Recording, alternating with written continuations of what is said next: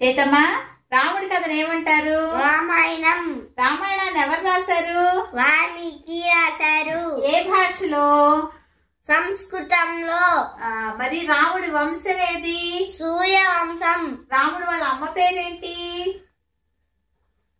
కౌసల్యాదేవి. వాళ్ళ నాన్న పేరు?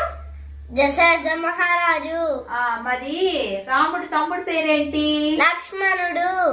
రాముడిని లక్ష్మణ్ణి తన వెంట అడవికి ఏ ముని తీసుకుని వెళ్ళాడు? విశ్వామిత్రుడు. ఎందుకు తీసుకెళ్లాడు? ఎందుకంటే విశ్వామిత్రుడు యాగం చేస్తుంటే రాక్షసులు అడ్డం పడ్డారు. అందుకే విశ్వామిత్రుడు రాముని లక్ష్మణుని అడవికి తీసుకెళ్లాడు. ఎందుకు? ఎందుకంటే విశ్వామిత్రుడు యాగం చేస్తుంటే రాక్షసులు అడ్డం పడ్డారు. యాగం రక్షించడానికి, రాక్షసుల్ని చంపడానికి తీసుకెళ్ళాడా? వెళ్తే ఏమైంది అప్పుడు? వెళ్తే వాళ్ళు చాలా దూరం నడుస్తే చాలా దూరం నడిచారు కదా.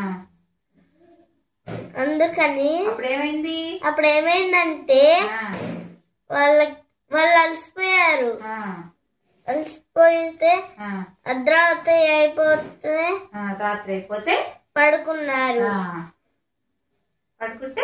పడుకుంటే ఉదయాన్నే సూర్యుడు రాకముందే లేపుతున్నాడు. ఎవరు? విశ్వామిత్రుడు. ఏమని? ఎలా లేపుతున్నాడు? కౌసల్యా సుప్రజా రామ పూర్వా సంధ్యా ప్రవర్తతే ఉత్తిష్ట నరసద్దూల కర్తవ్యం దైవమాన్హికం. అంటే ఏంటమ్మా? రామ, తూర్పున తెల్లవారుతోంది, దైవ కార్యాలు చెయ్యాలి, నిద్ర మేలుకో అని లేపుతున్నాడు. ఓకే, ఈ శ్లోకం ఏ కావ్యంలో ఉంది? రామాయణంలో. రామాయణంలో బాలకాండలో ఉంది. నీ పేరు చెప్పు తల్లి.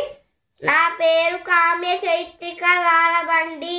సూపర్ సూపర్ చేతమ్మా నువ్వు.